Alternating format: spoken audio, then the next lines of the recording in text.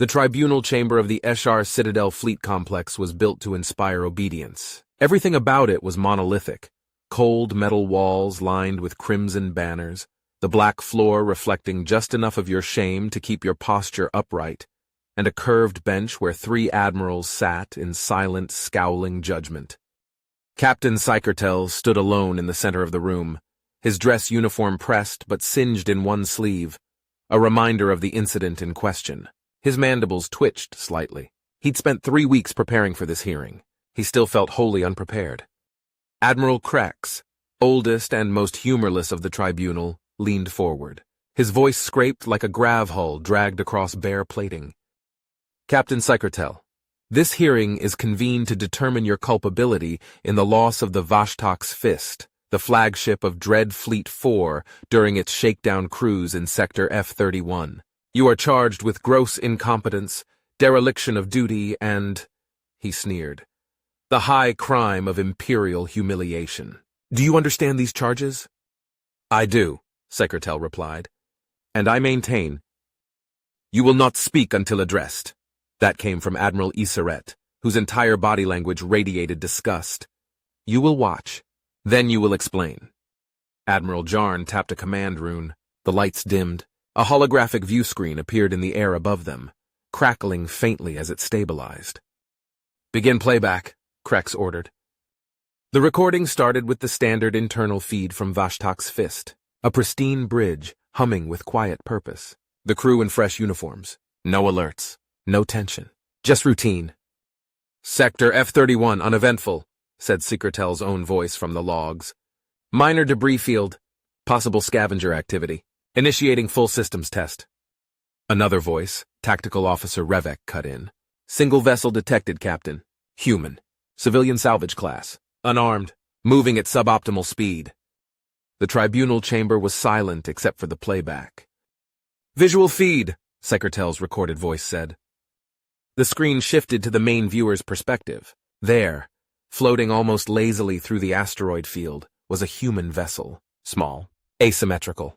Covered in what looked like metal patches, cable ties, and mild regret.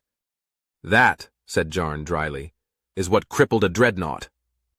Sykertel did not respond. The video continued. A voice crackled over the open comms. It was nasal, cheerful. Howdy. Just passing through. We're grabbing some rocks. You folks good? There was laughter in the background of the comms channel. A visible twitch ran through Admiral Iseret's left eye stalk. Krex turned, voice hard. Captain, what was your evaluation of this vessel at the time? A scavenger. Possibly even adrift. A garbage barge with engine trouble, Sykertel said flatly. Not a threat.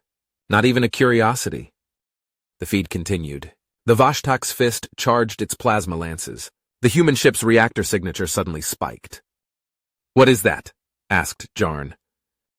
Reactor flare, Revek's voice explained on the recording. They've powered their tractor beam. At first, the tribunal showed no reaction, until the asteroid, massive, roughly the size of a transport shuttle, lurched into view, spinning unnaturally fast. Are they throwing it? Iseret muttered, narrowing her eyes. In the footage, the rock gained speed, spun tighter around the salvage ship, and then flung outward like a slingshot gone wrong. It struck the dreadnought's forward shield grid a second later. The impact flared in blinding white before the screen glitched, overloaded from the sensor shock. Damage? Jarn asked aloud without looking away. Plasma capacitors detonated, Sykertel said, his voice steady but tight. Shield failure. Forward batteries offline. The screen cleared just as secondary alarms echoed through the Vashtak's Fist's bridge. One general in the audience coughed to cover what might have been a laugh. Footage resumed. Another asteroid, smaller but moving with terrifying precision, darted into frame. Manual targeting, whispered the tribunal's sensor officer watching the playback. That's not an automated system. The second impact hit the port hangar. The explosion was immense, air and fire venting into space, wreckage cartwheeling past the camera. Several officers in the hearing flinched. One muttered, "By the stars." The playback paused. Krex leaned forward. You had full weapons capability at the outset. Why didn't you return fire? Psychertel hesitated. We couldn't get a target lock. The debris field, the rocks moved faster than our torpedoes could track, and the Hound remained inside sensor clutter. Iseret made a noise that might have been a scoff. So you were outmaneuvered by a floating pile of iron scrap?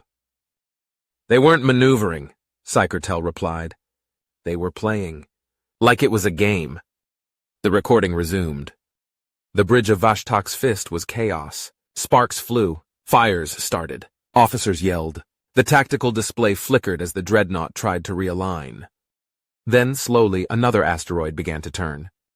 There was a long moment of stillness. The third rock began to spin. Pause, Admiral Jarn said. The screen froze with the asteroid mid-turn, just beginning to accelerate. He stared at it in silence for a few seconds, then turned toward Psychertel.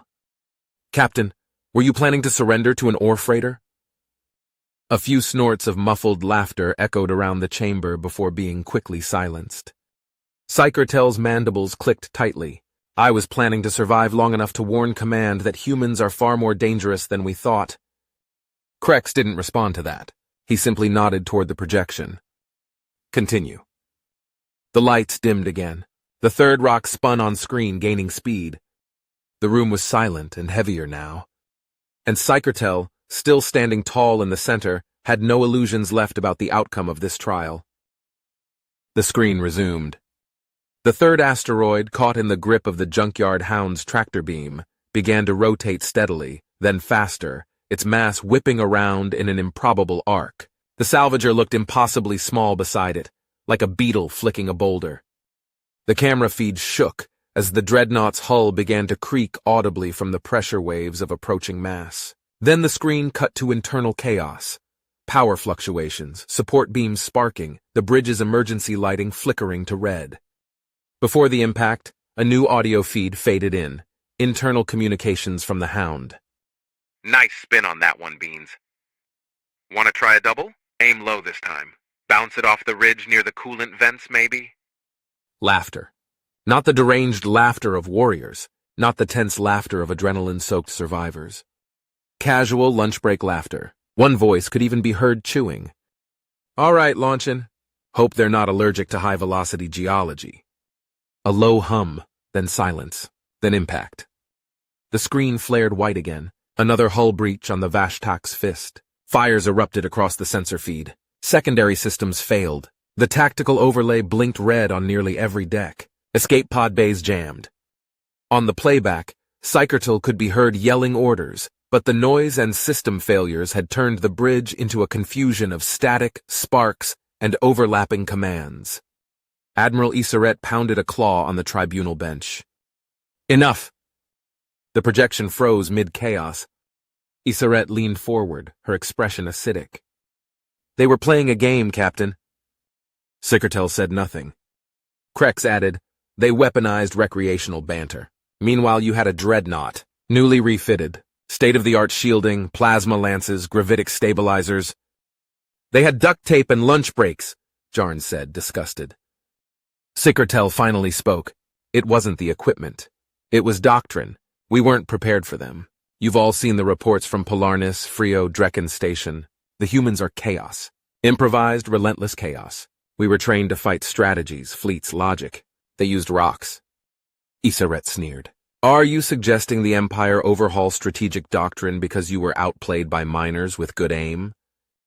I'm suggesting, Psychertel said, steady now, that underestimating human creativity isn't a tactical mistake. It's suicide.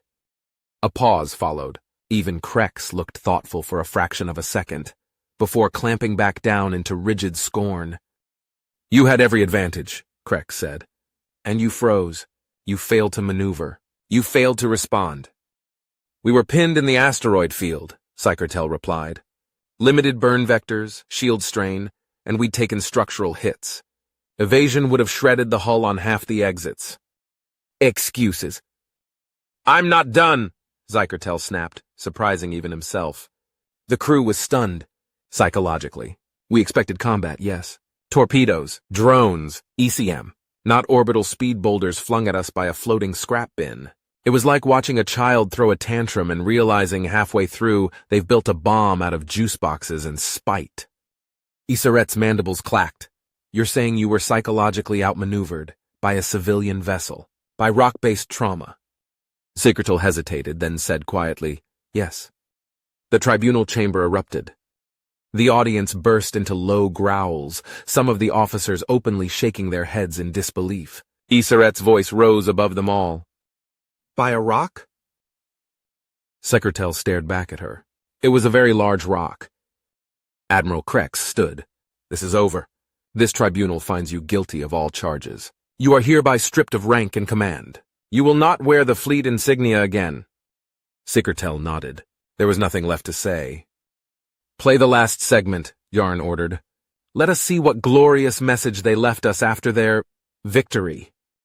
The projection resumed. The junkyard hound was drifting through the shattered debris of the dreadnought, tractor beam now gently pulling in raw metal from the remains. It looked calm, almost bored. A transmission played. Hey, so we're just gonna salvage some of this if that's all right. Y'all don't need this anymore, right? We good to file for wreckage rights, or do we gotta fill out a form? Someone grab the part with the shiny bit. That looks valuable. The feed ended. There was no laughter in the tribunal now, just stunned silence. Krex stood slowly. This tribunal is adjourned. Remove the accused. Secretal was escorted from the chamber without resistance. His claws were steady, his head held high. Somehow that made it worse. As the officers filtered out, Yarn remained behind with Iseret, both standing before the now frozen image of the human ship. Krex lingered too, quietly reviewing notes.